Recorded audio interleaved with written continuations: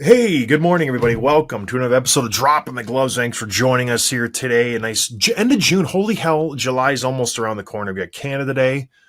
We got July 4th, Independence Day. We have the draft tomorrow. We have free agency July 1st.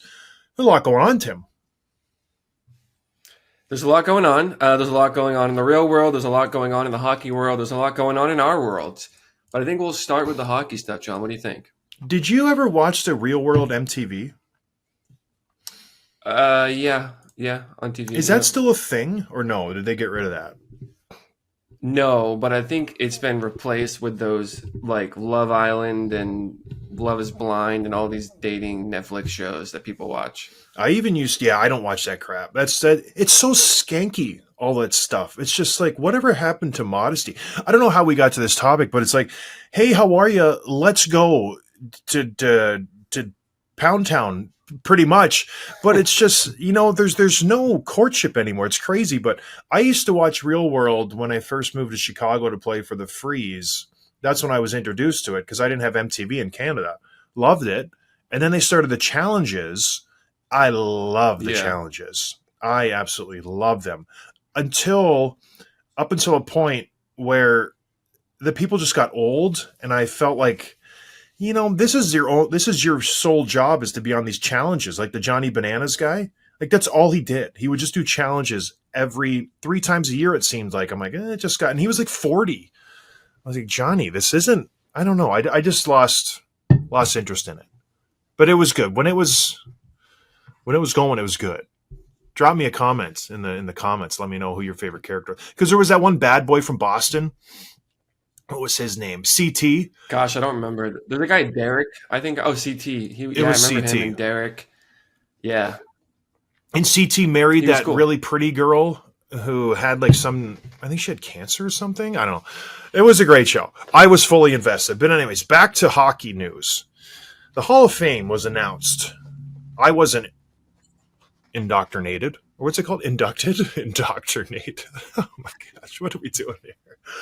But yeah, so four guys were inducted, and it was cool. They did the phone calls. Duncan Keith, my former teammate, Zdeno Chara, my former foe, Joel Thornton, my former teammate, and one of the greatest, in my opinion, to ever play the game. And it's strange that he's finally getting the tap now. Alexander McGillney.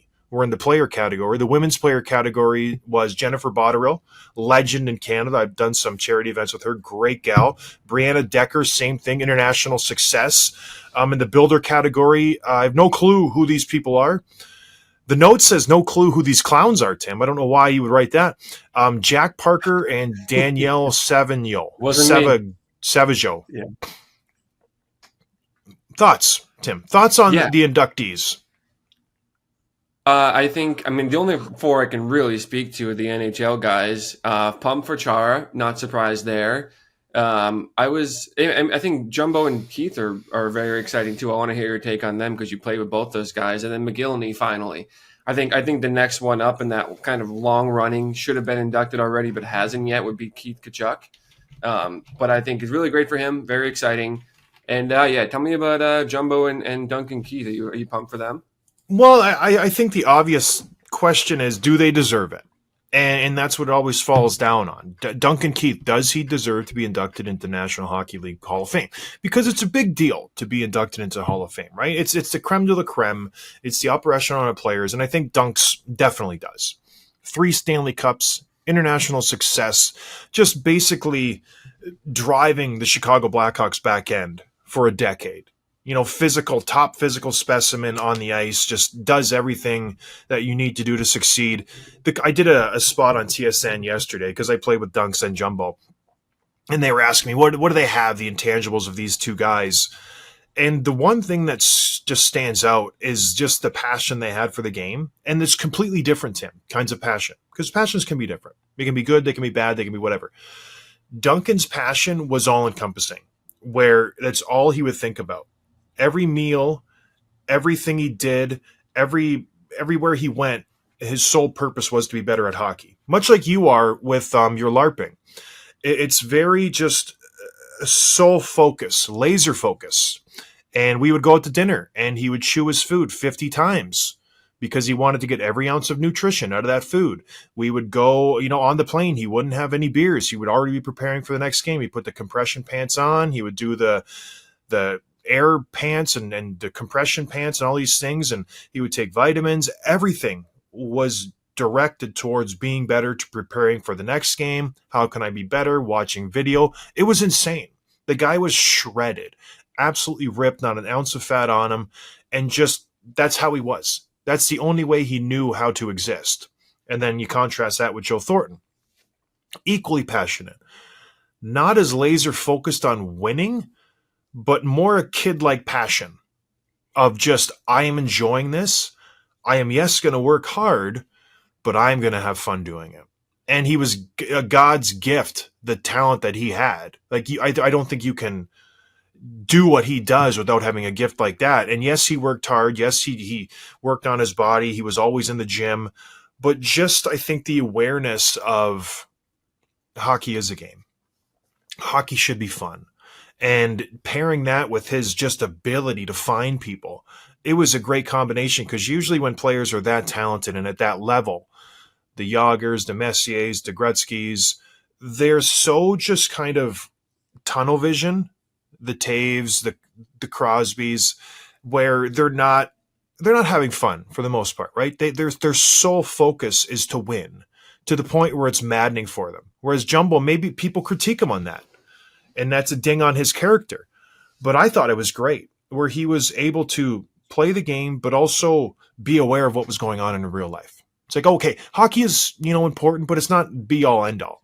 He was building relationships. He was having fun on the ice. He was doing it off the ice. Like, he was living his life and just embracing everything that hockey gave to him. And I thought that was just such a great character trait that not a lot of players have. And so, I don't know, passionate about hockey, yes, but just a childlike giddiness that was so fun to be around. We'd win a game, he would be super high. We'd lose a game, he would still be super high, because he knew we're playing in the NHL.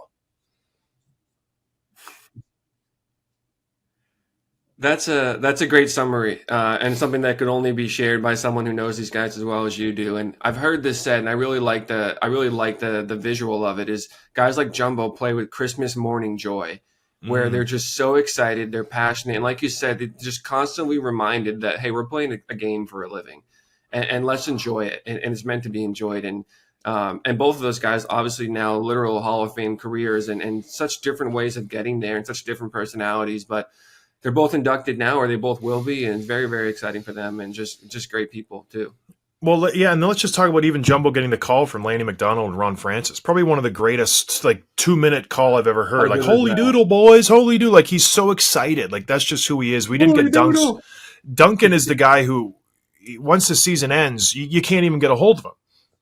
So I've been trying to get him on the show, and I've been going through my avenues, going through Chicago, going through his friends. Nobody can get a hold of Dunks. So I don't even know if he knows he's in the Hall of Fame just yet, but he's just like the man of mystery, whereas Jumbo's everywhere because he wants to be everywhere. He's just a fun guy to be around. All right, let's touch on Zdeno Chara a little bit. Obviously, Stanley Cup champion, international play, just played 1 million games. The guy was a juggernaut, physical specimen, just like Duncan Keith, but at a different level. He was physically imposing. And then to pair that physical dominance with the skill that he had for being 6'9", 250 pounds, you don't typically see that size of player with the talent that he had, being on the power play, being able to make an outlet pass, being able to get a shot through, those types of things. Usually you get a Hal Gill. Usually you get a Corey Cross. Usually you get a John Scott. You don't typically get a guy who's that size, who is also that tough, who can also play that role of being a power play guy. Does he deserve to be in the Hall of Fame? Hell yeah, he does. Absolutely. I think he dominated the back end for the better part of a decade and a half, Tim? Yeah, it was amazing. And obviously I can just speak from the Bruins point of view, is just what he did to build a culture and just lead from the front and the physical aspect of it. Like at the Bruins training camps, he'd be the biggest guy by a lot and he would do the most pull-ups. Like that doesn't make any sense. You know what I mean? Just a physical freak and just a great person, great character, hardest working guy on the team. He was just elite, like you said. And guys that size aren't supposed to have that skill. They're not supposed to be able to skate that way. and to do what he did for so long is really cool. So I'm very excited for him. Yeah, I did an event with Chris Neal a couple weeks back, and as we do, it was like me and him and a couple other guys just talking about players and fighting and this and that. Mark Giordano was around. I'm just trying to drop names to make everybody jealous of me. But, the topic of conversation got around to Zdeno Chara because he played with him in Ottawa. He obviously is good friends with him. And he asked me if I ever fought Big Z. And I said, no, I didn't fight him. Unfortunately, I asked him to go a couple times, but he always said no. And he said, yeah, I fought him a couple times, and he's an absolute animal. But the one thing he said about Z was, I'm going to echo what you said. He's just a physical freak. Like he's climbing mountains. He's going on these marathon bike runs, but he's also able to just put up some serious points. The guy played almost 1,700 games in the NHL. 1,700 games, and he put up 700 points. Like that's pretty good clip for a guy of his size, considering when he came into the league with the Islanders, they tried to pigeonhole him into a fighter role. That's what they tried to do in New York. Then he goes to Ottawa and he just blossoms, and he just takes off from there. And obviously, he kind of puts a pin and bow on his career with the Boston Bruins, where he really, really came into his own and was the best player. Not the best player, probably top 3 defenseman every single year he played with the Boston Bruins. So good for him. And then to finish up the Hall of Fame inductees, it's Alexander McGillney. 16 years it took this guy to get into the Hall of Fame. I don't know why it's taken him so long to be voted into the Hall of Fame, because when you think of, the 80s, when you think of talented players and guys who just were oozing skill and fun to watch, because the 80s was Broad Street Bullies. The 80s was, rock'em sock'em hockey. It was physical, clutching, grabbing, not a lot of free space to maneuver. It was can openers. And then you get a guy like Alexander McGillney, who is just a Picasso of a hockey player. Why did it take so long, Tim, in your opinion, for this guy not to be inducted into the Hall of Fame? Is it because he's Russian? Is that what you think? I'm sure it didn't really help. He started in '89, played most of his career in the '90s, and I mean I'm 34, so I was a little bit young. I don't remember watching him. I remember his name like in the old video games and that sort of thing. I didn't really, watch him like I watched some of the other names here. But I've seen his stats. I'm looking at him now, and I've seen the case year over year of guys saying that he should be in the Hall of Fame by now. It's fact. He's got like more points and goals than some of the guys are already in there. So I don't know what happens behind closed doors with the politics of all that, but he's talented enough. He's had a good enough career, and to finally get that call when he thought at this point it's probably never coming must have been pretty special for him. Yeah, I wonder why he gets in. And that's an honest question. Maybe it was a low class, or maybe there was pressure, but whatever the reason, the guy scored 76 goals in 77 games. Like that's in an era when goal scoring was down. That was in 92, 93. It was the dead puck era. We still had the red line. There wasn't a lot of goals to be had. So it's just incredible what he did. He got over 1,000 points. He was playing on so-so teams, but yeah, gosh, just an incredible talent. I'm glad he got in. I wonder if this opens up the gate for other players, like you mentioned. I want to see JR in the Hall of Fame. I want to see Bob Probert in the Hall of Fame. I want to see different types of characters who do different things other than score points get into the Hall of Fame and be recognized for their contribution to the game. A guy like Tiger Williams. Why not? He was a hell of a player. Did a great job in the NHL, did his job to the max that he could do it. So, I don't know. Alexander McGillney, good for you. You definitely deserve it. Good news for Buffalo. And they needed it, because I'm going to transition a little bit, Tim, because my poor Buffalo Sabres, you wake up in the morning, you feel good. I had a good night's sleep. I went to bed, in good spirits. And then I wake up and I check my news feed, and I have to, rub the sleep out of my eyes. And then I check it again and I go, again, they did it again. Holy Holy doodle in a negative sense. The Buffalo Sabres have traded JJ Peterka to the Utah Mammoth for Michael Kesselring and Josh Doan. I will say that again for those of you who don't have good ears. They have traded JJ Peterka, a 23-year-old budding superstar who is coming off a 68-point season, under team control for another 3 years, They have traded him to the Utah Mammoth for Josh Doan, also 23, who's got 19 points last year. So far less, 50 points less. And for Michael Kesselring, a big-bodied defenseman who can move the puck pretty good, but needs some work on his game. But a good player, don't get me wrong, a very good player, a very good piece for their back end. But you're trading, Tim. You're trading a first-line player. You are trading a guy that you can lock up for long-term, 8 years, $7-8 million, and you can just go, okay, we're good. Our winger situation is good. I know this guy is going to put up at least 30 goals and 70 points for the next 8 years, probably more.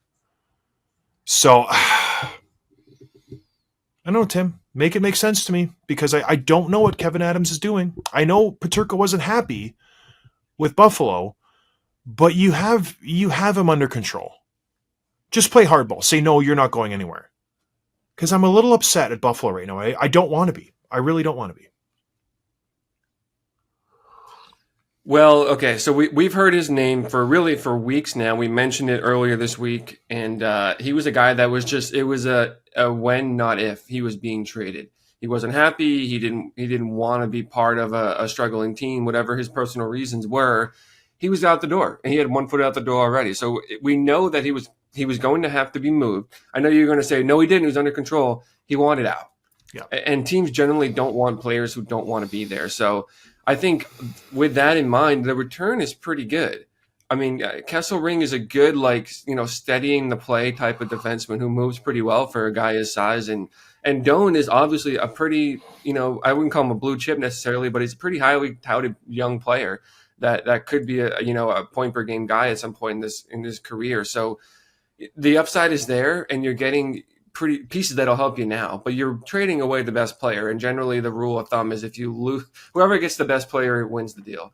And that's the Utah Mammoth. Peterka, I didn't realize until I looked this morning, I didn't realize what a good season he had. 68 points. I kind of thought he was one of those 50-point guys with some potential, but 68, you're hovering close to point per game at that point. And I think he's only going to get better, which is just that. Add him to that running list of names of guys that go on to be superstars elsewhere, like Eichel, like Reinhart, like so many others who have gone on to win cups and play really well and play on these winning teams. And I think he's obviously going to be the next one.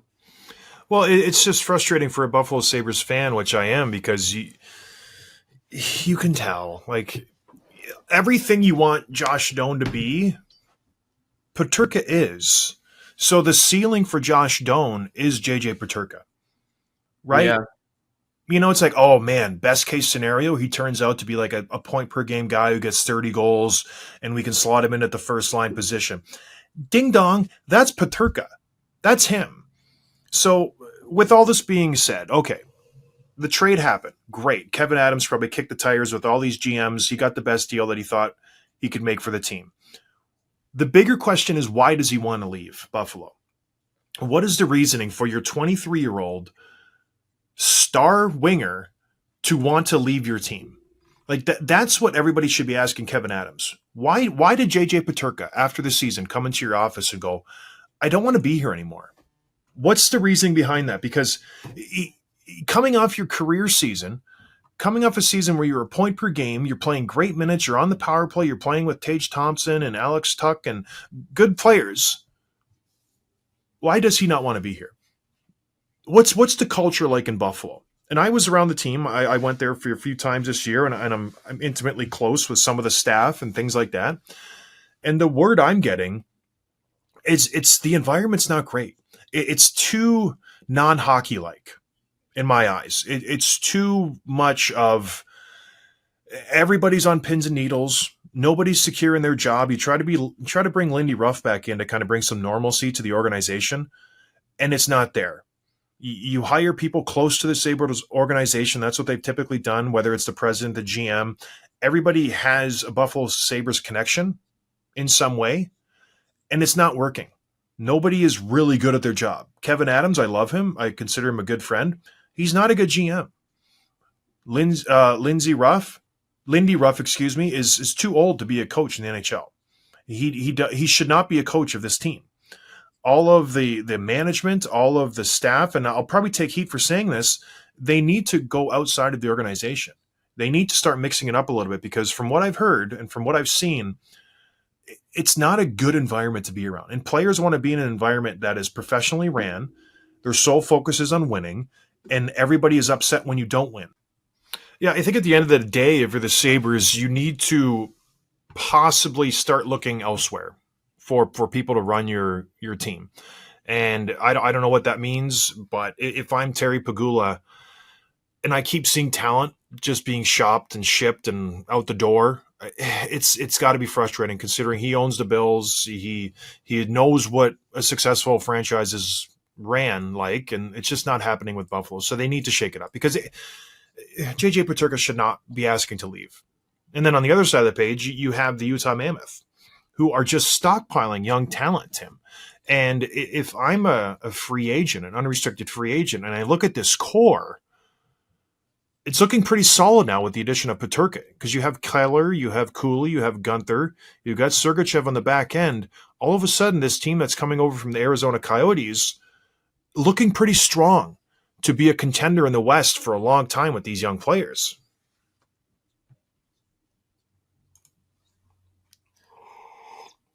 Yeah, I mean, I think I'm really excited about what the Mammoth are building, and it's a team that I've kind of liked for a couple of years now, and even some of the names you skipped over, like Schmaltz is good, Lawson Krause is good, Matthias Machelli is good, like Barrett Hayton. These are some good names that I think they're building an identity that they didn't have a couple of years ago, and the Turkey is going to accelerate that. I think we still need to see superstar Clayton Keller. And I do believe he's got another level that we haven't seen yet that he can access, and hopefully it comes as soon as this season. And the more talent you surround him with, the better, the more likely you're going to see it. So, yeah, I think this is very exciting. And for Buffalo, it's just one of those things where we spent a lot of time on this show talking about this team, and even Buchacross said it when we interviewed him last year. He was like, they need to bring in grown-ups. Like, they need to bring in experienced hockey people. They keep looking for these shortcuts and these little culture hacks and things like that, and things for the building. It's like, let's build an actual hockey program. And there's not, where there's smoke, there's fire. When so many players have wanted out and so many players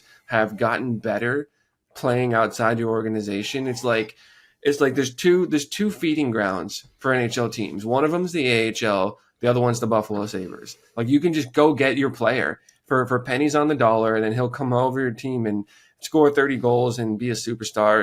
It's got to be frustrating. And it's the part that's annoying to me from the outside looking in is hearing Kevin Adams saying stuff like he feels bad for the Sabres fans, that they deserve better. It's like, yeah, you're right, but you're the problem, man. Like, you're, as much as anyone is, it's you. So I don't know where you go from here.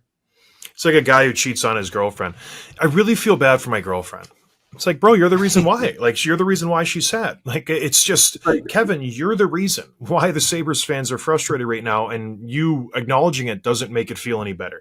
Oh, I'm sorry you got that black eye. I just punched you. That must hurt. It's like, yeah, you're the reason, ding dong. So it's tough for the Sabres.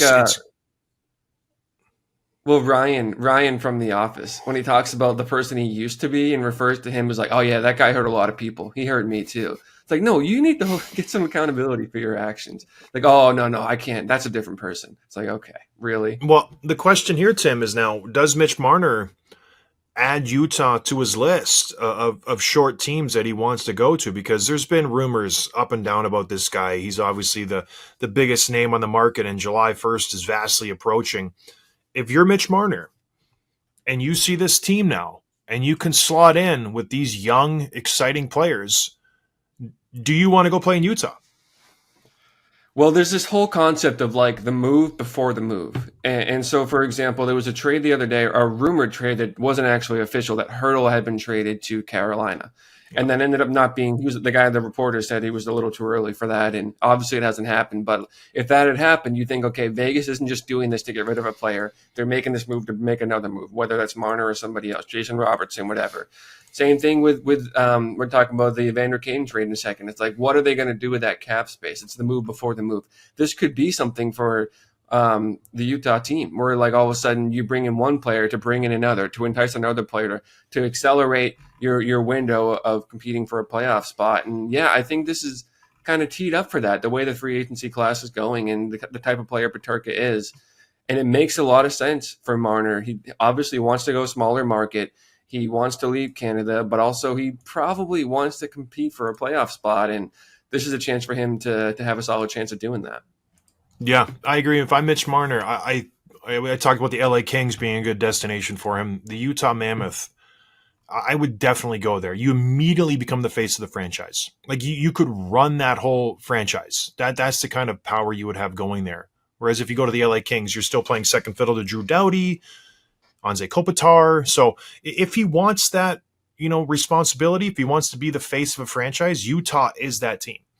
And I think it's a great spot for him. But speaking of Evander Kane, he got traded by the Edmonton Oilers.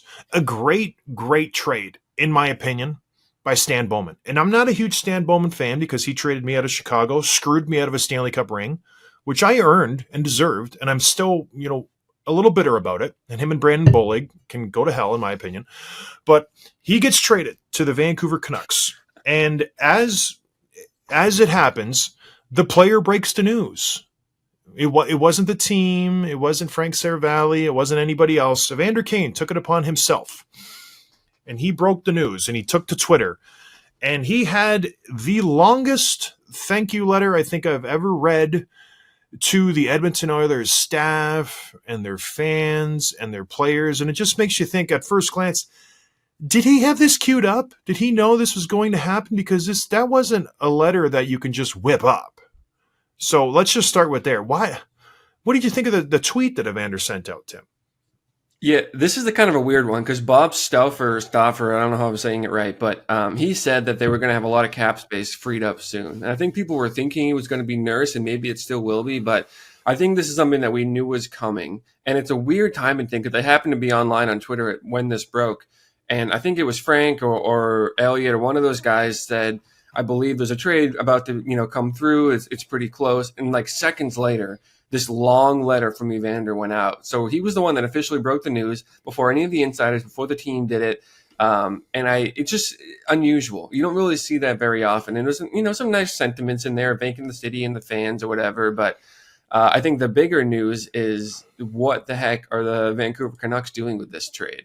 What are you doing trading for this guy? And then how are you the trade itself, where you gave up a 4th round pick, which is like not a high price to pay, obviously, for a guy that's a pretty good player. But it doesn't make any sense for them. And you're really helping out a divisional rival get a pretty good contract off their books for nothing. Like you don't think that you would have thought to get rid of Evander, you would have had to give up another asset just to get another team to take him, wouldn't you? Yeah, you would think so. But I also thought Erik Karlsson, nobody would take that contract. So a sucker's born every day. And Jim Rutherford is apparently a huge sucker because he gave up a 4th rounder to get Evander Kane and retained all of his salary. And let's just start by talking about the Vancouver Canucks. 3, 4, 5 years ago, this team was looking pretty promising. You have Bo Horvat, you have a young Quinn Hughes, you have a young Brock Besser, you have JT Miller, you have a superstar Elias Pettersson in the making. You have a really solid team. Thatcher Demko, a good young goaltender, like the makings of a very good dynasty. You just blow it up. Obviously, they've had on-ice struggles. They couldn't put it all together, but the core was really, really strong. I think you let Bo Horvat go a little too early. He was, I think, the backbone of this team. He was the driving force that kept that locker room in check, because ever since he left, it's just been chaos in that locker room. JT Miller walks, and you replaced him with Jake DeBrusk, who was a castaway from Boston, who never really found his footing. He had moments of greatness, but overall, lackluster tenure with the Bruins. You bring in Evander Kane, who, in my opinion, and I think the opinion of most people in hockey, is the biggest cancer to ever lace him up and step foot on the ice. Every locker room he's been in, he's managed to piss everybody off. Every fan base that he's been with, he's managed to annoy them, frustrate them, and just alienate a large swath of the fans based on his social media posts, how he acts on the ice, how he acts after the game, just his whole deal. He's getting billboards to women he wants to hook up with. His ex-wife is just going after him in the press. He's filing for bankruptcy. He's tweeting pictures of himself with stacks of cash on his ear. He's tweeting pictures in Vegas with cash on the bed. He's doing all these dramatic things for publicity. The guy is the definition of a distraction in the worst possible sense. He's everything I don't want my daughters to date. If they come to the door with Evander Kane, I am gonna just kill Evander Kane and then turn to my daughters and go, "What have I done with my life? Why did I raise someone like you? Because you're obviously terrible at making decisions." So, two things: great trade by Edmonton. Let's go back to that. They free up $5.5 million, which they desperately need. They still need to free up a little bit more money. And Evander Kane, I think after my whole diatribe about him being a bad person and a horrible this and that, he's a good hockey player when he wants to be, Tim. I think when he's focused, he's one of the best power forwards there is. But the issue with him, and I think we saw it in the playoffs, is he gets distracted. I think he starts drinking his own Kool-Aid and he tries to be a player that he's not. He takes penalties. He's undisciplined. He gets just distracted from what he needs to do to be a good power forward, which is dump the puck in, finish a check, get it to a skilled player, go to the net, score a greasy goal. It's a very simple recipe to be a good power forward, and he could definitely do it, but he just can't focus that long to be that player. He wants to be the superstar. He wants to be the goon. He wants to be the mouth on the bench. He wants to be all these things that take him away from being the player that he could be, because he has the tools to be that player, Tim. And it's just like he just will never get out of his own way. And he cost, some would say, the Oilers the cup by taking all these penalties, letting Florida get on the power play, getting the star players tired for killing penalties, ruining momentum. He was a momentum suck in the Stanley Cup Finals. I don't know. Am I over-exaggerating it, Tim? Well, I think even if you're defending Kane and you want to be generous with how you describe him, I don't think anyone can argue that he's not a distraction. I think at a minimum, he's a distraction. And this is now what the Canucks need. All the stuff we've heard in the last couple of years about the issues in the locker room, the culture problems, the organizational problems, and you have players not getting along with each other. You have guys like Elias Pettersson, who has been quite dramatic. You have JT Miller wanting to get out of town. Like, you have all this stuff going on that you need to fix. And what they need, if they're going to bring in guys, they need guys that are going to build culture. They need guys that are going to make it better, that are going to add to it. And I don't think there's many worse players you could bring in the league into a room like that than Evander Kane. And in fact, there's a quote that I saw from Dhaliwal, who's one of the guys that covers the Canucks very closely. He said he received this text from another team, quote, "There's only one team in the NHL that would welcome Evander Kane into their dressing room, and that's the Vancouver Canucks." So what does that tell you? So the whole thing is strange. And the fact that they gave up a pick to get him, the Oilers didn't give them any assets beside Evander Kane. The Oilers didn't eat any of his cap. It's very, very strange. And going back to your point at the beginning, like what this Canucks team could have been, what we thought they were going to be, the next great team in the West. And now they're missing the playoffs and they're losing some of their best players and they're bringing in problem players. It's just, I'm glad that I don't live there. I'm glad I'm not a fan of that team because I would be pulling my hair out. When you were discussing like Evander Kane going into this locker room, it reminds me of the WWF when you think everything's cool, then all of a sudden a guy comes in from the stage and you hear like Stone Cold, psh, and here comes Stone Cold, walking. This is Evander Kane coming into this locker room. You think you figured it out. You think you're on the road to recovery. You got rid of JT Miller. You ruined that. Got rid of that conflict between him and Elias Pettersson. Starting to repair the relationship with Quinn Hughes that Jim Rutherford continues to exacerbate with his comments in the press. Trying to rebuild this franchise. And all of a sudden, here comes Evander Kane. He's going to ruin everything. Every locker room he's been in, he's been a problem. Whether it was Atlanta/Winnipeg, going to Buffalo, burning bridges there, going to San Jose, burning bridges there, going to Edmonton, burning bridges there. The guy is hated everywhere he goes, and now he's going home. He's a Vancouver boy. You don't think he's going to have distractions there, and you don't think he's going to want to show off to his buddies and all the people that he grew up with. So I don't know. I don't know why they do this. He's 33 years old. He's not getting any better. It just doesn't make sense to me. He's got a long list of injury history to go along with his just personal issues. So Woof. Bad move by Jim Rutherford to take on this contract and this player. And then for the Edmonton Oilers, great move. I think you free up money, obviously, to re-sign Evan Bouchard.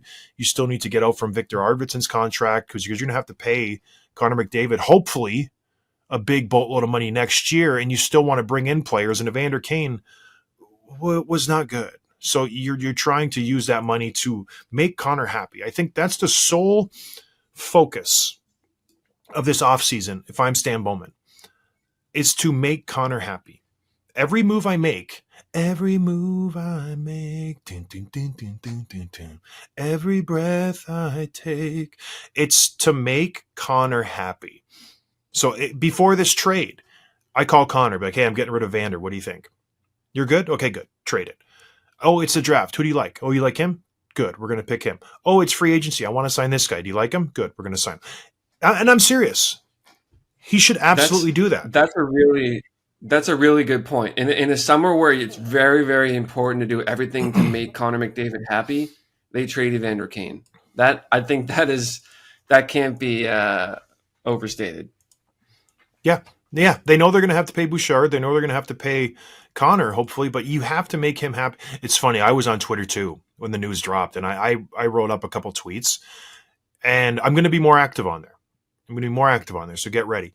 I deleted a couple just because it's like, gosh, I got to be careful because stuff goes wild. Because I was going to go like scorched earth on Evander and Vancouver, but who knows? Maybe the Vancouver Canucks want me to be their broadcaster.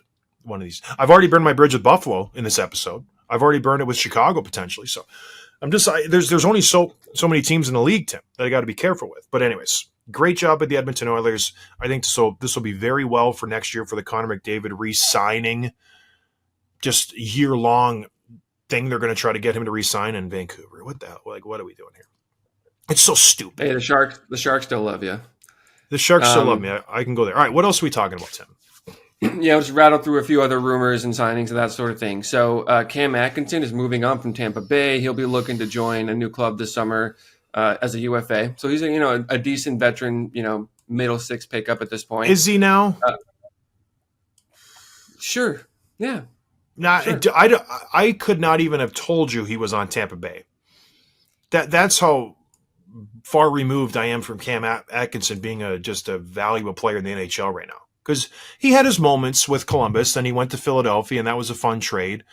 Tim, I don't know. He's one of those guys who's like, oh, look at my resume. And then he gets there. It's like, buddy, you suck now. Like, oh, okay. Yeah. He's chasing a cup. That's what he's doing. Sure. Good for him. But not everybody's Corey Perry. That's true. Or Brad Marchand. You're going to love this one. Matt Martin officially retired. Obviously, pretty solid career for a guy with his skill set. He's joining the front office of the Islanders as a special assistant to the GM. I wish we had kept a running list all these years of all these names and all these titles. It's pretty amazing. It's so incredibly stupid. But yeah, he'll cash the paycheck for like $160,000. Just show up, and that's what that means is he'll just go to every home game and just schmooze the people in the skyboxes. That's what it means. He's that guy. He was so close to getting 1,000 games. I think he was 13 games short or something very close to that. But gosh, like you mentioned, good career for him. He found his niche in the Islanders. He did it well. Part of that great fourth line with him, Clutterbuck and Cizikas. They were very effective. And they found an organization who valued that, and they milked every last ounce that they could have out of their talents and their persona. Then he goes to Toronto, signs a big ticket. Now he's back in the Islanders. Good for him. There's only 3 guys now, Tim, who don't wear a visor. I guess maybe 2 if you consider what's his face, friend of the show, tough guy. What's his nuts? Judas? No, black guy, tough guy. He's been on the show like 3 times. Why am I blanking? In Toronto. What's his name? Oh, Reeves. Yeah, Revo. If you consider him an NHLer now, he's gone, but there's only 2 now left. It's Ryan O'Reilly and it's somebody else. But anyways, there's not many guys without visors kicking around. So good for Matt Martin. Very good. He got a job. Matthew Darsh. Good hire. All right, speaking of Toronto, Pierre LeBrun on contract talks with John Tavares and this is going out on a limb. Wow, way to go out on a limb, Pierre LeBrun. He says, I believe that if the Leafs put a $20 million 4-year offer in front of John Tavares, he would sign it. Yeah, no shit. Like, that's a lot of money. $20 million over 4 years. Way to go out on a limb, Pierre. If I offered him $5 million a year for 4 years, he's going to take it. Of course he's taking it. Like, of course. Like, I think the Leafs should be around 3.5 for John Tavares. $4 million. That's a good team-friendly deal. $5 million, the guy's a million years old. Obviously. Yeah, but he still had a good season last year. He's still a productive player. I mean, he could get more in the open market, don't you think? So I don't think it's that safe, but I get your point. But the next one's the opposite. Tim, I'm going to go out on a limb here and tweet something. I'm going to say if the Chicago Blackhawks offer, who do they have that's crappy? Who's a crappy player in the Blackhawks? Somebody. John Scott, 8 years at $6 million. He'll take it. Well, no crap, Pierre. Like, come on. And Pierre's great, but that's just like outrageous. Of course he's going to take it. 5 AAV. Yeah, he's like, is Tavares 38? 37? Yeah, about that, yeah. Yeah, maybe 1 year at $5 million, he could maybe get more, but the guy's like, listen, he's on the wrong side of 35 for Pete's sake. He's almost 40. So, yeah, I don't know. That's stuff I just laugh at. I'm like, yeah, of course. I honestly laughed out loud when I saw that. Like, yes, I know. $5 million, yeah, of course. Like, Pierre, dummy. All right. And this one boiled my blood a little bit. What is Frank Saravalli tweeting, Tim? He said that Gavrikov, the defenseman from LA, the contract for him is probably going to come in at 7 years at close to $8 million per. Spit take. I almost spit my coffee on the screen. It's just insane. And okay, I get the LA Kings are in a flux with their defense. They're in a transition period. Drew Doughty is leaving. Who are the next guys? And this is what helps Gavrikov's contract talks with the LA Kings, because when Drew Doughty was out this year, he stepped up and he played alongside Mikey Anderson in their first pairing. And he did good. He did very, very good. So I'm not saying he's not a good defenseman. But $8 million, that is for puck-moving, power play one skilled defenseman. That is for elite defensemen getting that $8 million mark. I know the cap's going up. Not for Gavrikov, it shouldn't. And when you look at the comparables, I did a little bit of research here because it bothered me so much. Jakob Slavin, or Jacob Slavin, however you want to say it. He gets 8 years at 6.46. I'm taking Jacob Slavin all day, every day, in front of Vladislav Gavrikov. Brett Pesce just signed this deal. 6 years at 5.5. I'm taking Brett Pesce over Gavrikov. Sanheim from the Philadelphia Flyers. 8 years, 6.25. I'm taking Sanheim over Gavrikov. And there's more, but these guys are similar age, similar point total. Pesce and Slavin get more points, and Sanheim's pretty similar. The fact that the Kings are even entertaining 8 years makes me think that they're just kind of... Are they just a little nervous about their defensive core, and Gavrikov's taking advantage of that fact that they know that they're a little short on the back end? But $8 million, Tim, $8 million for this guy? That's incredible. Absolutely incredible that he's even asking for that. And they're you always have to wonder what the source of this is, right? This is Gavrikov's camp saying, just putting, the negotiations out and putting pressure. And I think, like you said, he's coming at this from an advantage because of their cap situation and their team makeup and everything. But it makes me think, and again, he's a very, very good defenseman, which you already said. But do you think this could end up being like a Mark-Edward Vlasic contract, where it's a defensive defenseman that is very good at the peak of his game, but it's not going to age super well, and all of a sudden you're looking at buyout for like 3 years in a row, deciding whether or not to do it because you're not getting what you need. And like you said, the guys that you're paying that money to, you're going to need specific skill sets that Gavrikov doesn't have. So I'm surprised that number's this high. Yeah, I don't think it is as bad as Mark-Edward Vlasic, because he signed his 8-year deal, I think, when he was 32, 34. So that was he was, and whereas Gavrikov's only 29, but still it takes him to 37 year. And these types of defensemen, they don't age well. Like once they hit that 34, 35, the body just shuts down. And we've seen Pickles. He's nowhere near the defenseman he was, and he just struggles to get around the ice. He's a great guy to be around, but boy, He makes what does Pickles make? $8 million, something silly like that. He was, yeah, it's crazy. Like it's stupid. He still has 1 year left on his deal, and I think he just came out and said, "I'm going to play it out." He's 38. He makes $7 million. He's played so many games internationally in playoff. He looks like he's 52. Like he just the guy. Love the guy, but boy, oh boy, he's just so proud of his game too. But yeah, bad contract by the LA Kings if they sign him to anything close to $8 million. He should be at 6.5. That'd be a good deal for team and player. All right, last thing. Sounds like the defenseman Ryan Lindgren will be heading to the unrestricted free agency market. And he went to Colorado, didn't really work out. So they're trying to just ditch money, much like every other high-end team, trying to, figure out how to improve their team. So good for him. Lindgren sucks now. So I don't even, I don't know if that really makes any difference. But anything else, Tim, that you want to get off your chest? Just on the Lindgren thing, I think it's Colorado's going to have a big summer. They're still trying to figure out the niches thing. And then obviously Charlie Coyle is not someone that they necessarily want to be tied to. They got Sam Girard in the back end. So, yeah, some moves to be made there. All right, cool. Well, one last thing for our show, kind of a big piece of news that it's, not fun to talk about, but Tim is leaving.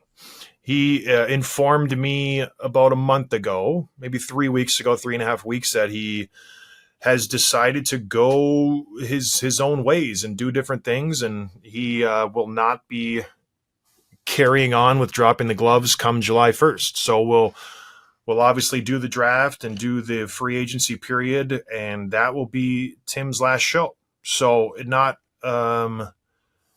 great news for me, obviously, not great news for all our listeners and our friends on Slack, but you have to respect, obviously, Tim. He's done a lot for me and the show and everybody listening. So that's kind of the bombshell that was dropped, and we're sharing it now. So, Tim, I don't know, you want to say a few words? Yeah, thank you. This was a difficult decision that I wrestled a lot with, but I think it's just time for me to move on, and I'm not doing anything else with hockey. I'm not doing another show or anything like that. Just kind of taking a break and stepping back. I will share some more thoughts on Monday. Will be our last show, and kind of give some thank yous and some parting words there. But thank you so much for the support, and you can still find me online and all that, and thank you to John, and I'll be sharing some more stuff when the time comes. But it's bittersweet. A good thing is coming to an end, and it's never easy when that's the case. So thank you for your support, and we'll keep listening. Yeah, I blame Julia, obviously. Actually, funny story. Let me say, so my aunt Megan, who she's the principal at that school near you up in Traverse City. She texted me the other night. She was like, "Hey, I was at an event where like 3 or 4 of John's girls were there, some after school thing or something, and I was chatting them up, and they said you're leaving the show, and I said, yeah, apparently words out with the Scott family, and they said, and she was like, yeah, I had no idea they were talking about it, told me about it, and they said also that you're getting married." And I was like, "You'll know when I know. That's not the reason." I think that's what a lot of people are thinking, and what's going on in our personal lives has nothing to do with this. This is a me decision for sure. Well, like we said with Evander Kane, usually where there's smoke, there's fire. I don't believe that. So we will just move on from that. But yeah, it's a sad day for the Dropping the Gloves family, but the show will continue. I'll plowing on, continue to, do content, and I enjoy doing it. So we will figure out a path forward. But yeah, we got one more episode with Tim. We'll have some fun with it, and we'll see everybody next week. Cheers, everybody.